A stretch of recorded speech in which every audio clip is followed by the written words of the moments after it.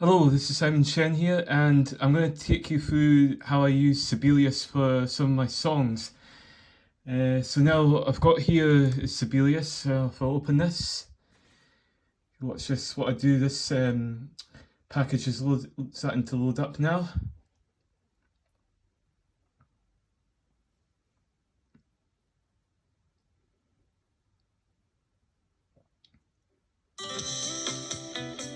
So you hear this music playing when you open this up. So basically what I have here, I'll just wait for this music to stop.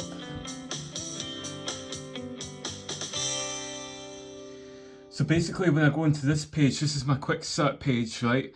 So there's a wide variety of options that you can choose here. You can choose between any type of score that you want to type up for your song. So for instance, you could also type music for say for your band. You can type music for your chamber group or choir or percussion area or marching band, orchestra, whatever you want to do, or even your rock band as well, your pop band, whatever you want.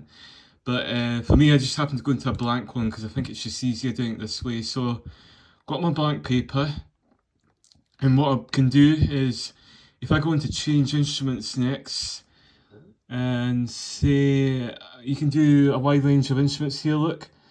So there's woodwind, brass, drums, guitars, vocals, piano, keyboard, strings, whatever you want.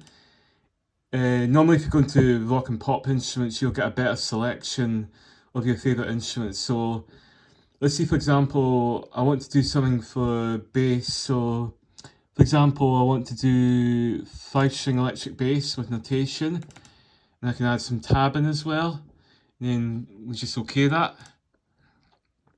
And then if I go for the 4/4, I'm just going to open up my, because I'm going to do an example here of one of my songs. I think I want to do, let's see, for example,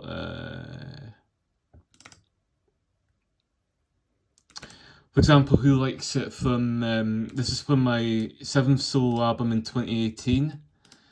I've got another one here for piano which I want to have in front of me so that I can make sure that I'm doing everything correctly. So I want 4/4. Also in mind to take note of is that you can also put more than one instrument on your score if you'd wish. So I've got a couple of these like that. I'll just show you, for example. Here's a good one, for example, in here. I'll just open up another Sibelius file that I've got here. So for example, on me, in this song, I've got all the instruments here. So this is track 1 on my 7th album. And as you can see here, this is all, this is for all the instruments, as you can see. Keep scrolling down. There's my piano parts down here. Now I'll let you see my vocals. So this is probably because it's the standard version. I don't think you can do this on the first version, but because that's the standard version, you can type in as many instruments as you want. I'm just going to say, oops, no to that.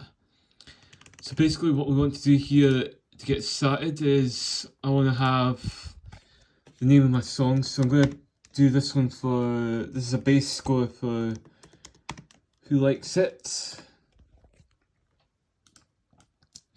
Right there, and then this is a text ribbon, by the way. So basically if you go into this one here, you'll find your you can put in your dynamics, your technique symbols, you can have your tempo markings, and then your title can come from there too. Your copyright can also come from there. You also put in your coda as well if you want to add a bit of coda in there as well. I'm just going to put my subtitle to say this is for the bass guitar.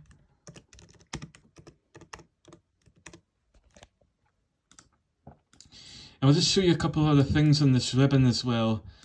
So in here you've got your copy and paste. It's a lot like Word documents.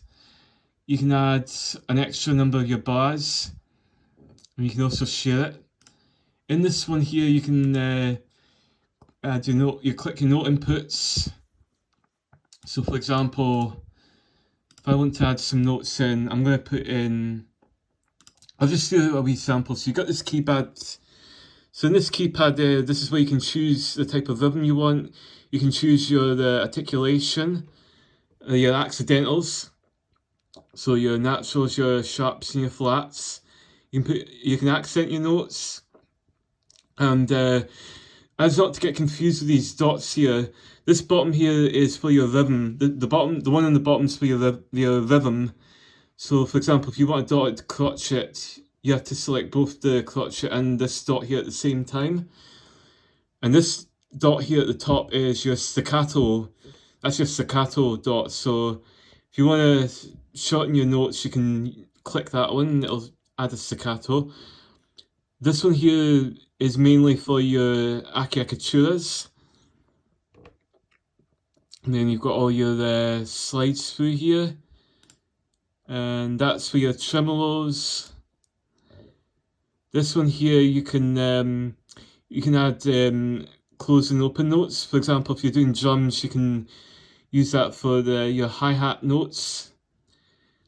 And this is your jazz articulations. So you've got your arpeggios in here. You can use this to add your repeats.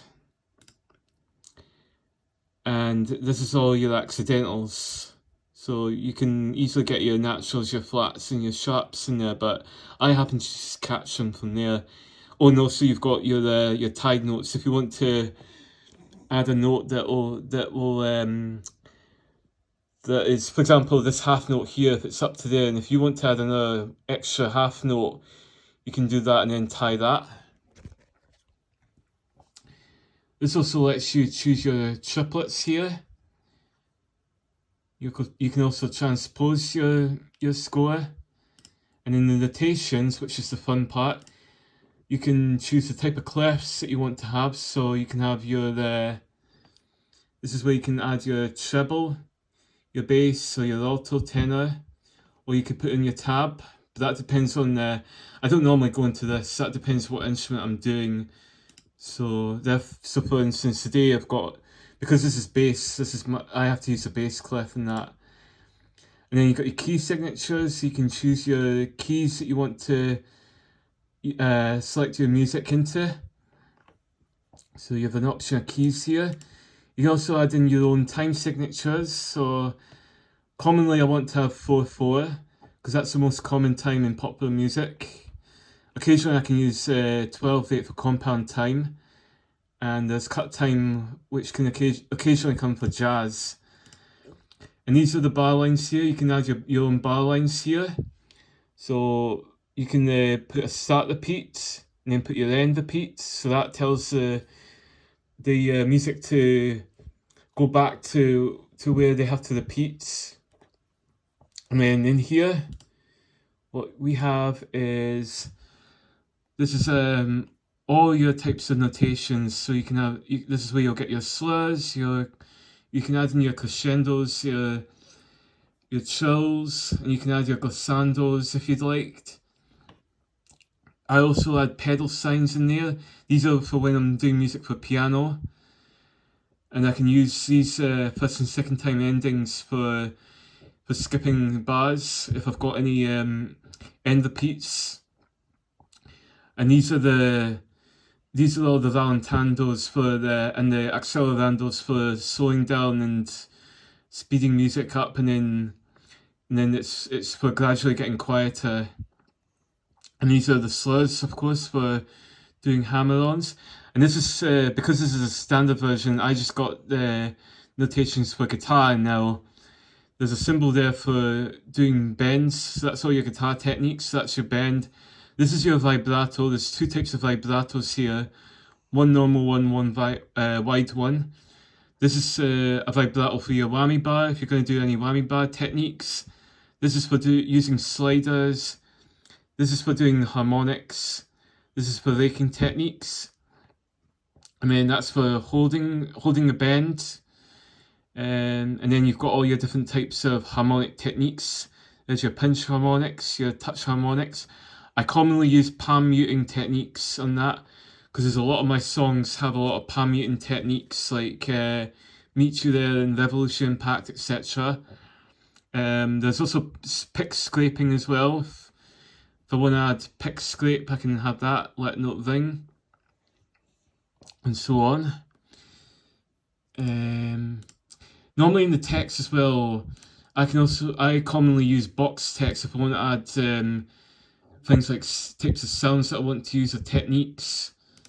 So that'll come in handy. This is the lyrics for if I'm doing any music for vocals, I can add that in for lyrics for lines 1 and 2. And then this bit here is for adding chords, which I'll use quite a lot. And then there's rehearsal marks, which I don't use. And then this is a playback to ensure that everything's in time and being played exactly the way I'd want them to play. And all this is just the same as Microsoft Office. And if I go into File, this is where I can add my title, add in the details there, and the dates for my score. This is often we use that for publishing. And this is where I can save it as, what if it's the actual Sibelius file itself. I can also save it as a MIDI file, or I can save it as a video file, or I could save it as a PDF file.